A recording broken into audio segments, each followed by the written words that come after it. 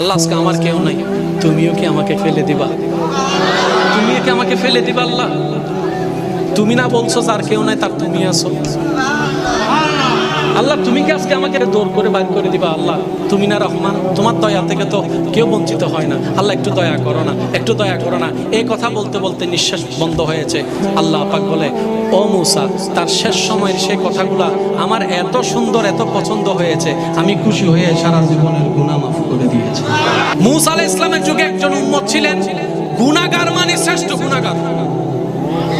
তার গুনার পাপ এমন গর্ধিত হয়েছে, এলাকার মানুষ তাকে অসুস্থ যখন হয়েছে গ্রাম থেকে বের করে দিয়েছে।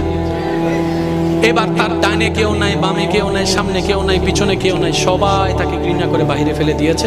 সে মারা যাওয়ার পর আল্লাহ জলিলুল কদর নবী মূসা নবীকে হুকুম দিলেন, ও মূসা, অমুক গ্রামে অমুক জায়গায় আমার একটা বান্দা মারা গেছে, তুমি গিয়ে তাকে সুন্দরভাবে গোসল টোসল করে জানাজা দিয়ে দাফন করে দাও। পাপীর জানাজা পড়তে যাচ্ছেন কে? গোসল দিতে যাচ্ছেন কে? নবী। কোন নবী? মূসা আলাইহিস সালামের মতো নবী। কত দামি নবী, কাজ জানাজা, কাজ গোসল দিতে যাচ্ছে। এবার উনি যখন ওখানে গেছে, যাওয়ার পরে সবার থেকে শুনতেছেন, হুজুর কেন আসলেন? অমুক জায়গায় নাকি একটা মান্দা মারা গেছে, ওর গোসল। কি বলেন? আপনি হচ্ছেন হাই লেভেলের ভিআইপি, এ হচ্ছে থার্ড ক্লাসের বান্দা। এমন একজন বান্দার গোসল আপনি দিবেন? মূসা নবী বলে যে ব্যাপার কি রে?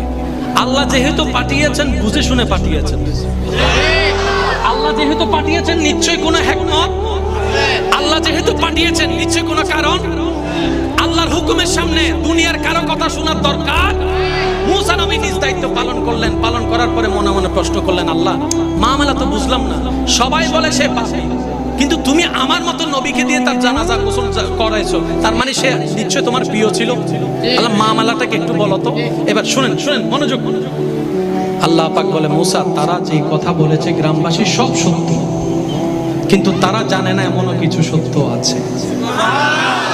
ওই বান্দা যখন সবাই যখন তাকে একা করে ফেলে দেয়, তার আশেপাশে কেউ নাই, সে যখন বিপদগ্রস্ত, তখন আসমানের দিকে তাকিয়ে আমি আল্লাহকে বলে, ও আল্লাহ, মা তো ফেলে দিল, বাবা তো ফেলে দিল, ভাই তো ফেলে দিল, বন্ধু ফেলে দিল, যাদের জন্য চুরি ডাকাতি করছে তারা ফেলে দিল। আল্লাহ আজকে আমার কেউ নাই, তুমিও কি আমাকে ফেলে দিবা? তুমিও কি আমাকে ফেলে দিবা? আল্লাহ তুমি না বলছো যার কেউ নাই তার তুমি আছো। আল্লাহ তুমি কি আজকে আমাকে ফেলে দিবা? আজকে কি তুমি আমাকে দৌড় করে বাইর করে দিবা? আল্লাহ তুমি না রহমান, তোমার দয়া থেকে তো কেউ বঞ্চিত হয় না। আল্লাহ একটু দয়া করো না, একটু দয়া করো না। এই কথা বলতে বলতে নিঃশ্বাস বন্ধ হয়েছে।